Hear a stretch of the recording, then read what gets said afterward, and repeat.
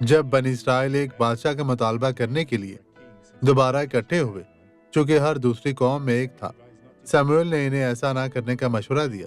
اس نے انہیں خبردار کیا کہ ایک بادشاہ ان سے ٹیکس وصول کرے گا اور ان پر حکومت کرے گا۔ اس نے سب کچھ سمجھا دیا، لیکن انہوں نے ایک نہ سنی۔ تب خدا نے سموئیل سے یہ کہا، کیونکہ آخری کلام اس کا تھا۔ پہلا سموئیل باب 8 آیت 7 میں دیکھیں۔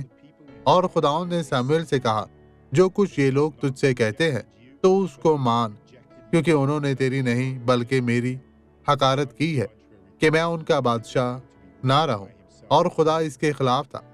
وہ چاہتا تھا کہ اسرائیل پر صرف اس کی حکومت ہو۔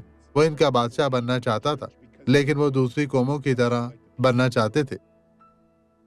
ایسے لوگ ہیں جو چرچ چھوڑ رہے ہیں کیونکہ وہ دنیا کے لوگوں کی طرح بننا چاہتے ہیں۔ یسوع کے قریب آئیں بھائیو، یسوع کے پاس واپس آئیں۔ آپ خاص ہیں، آئیں دعا کریں۔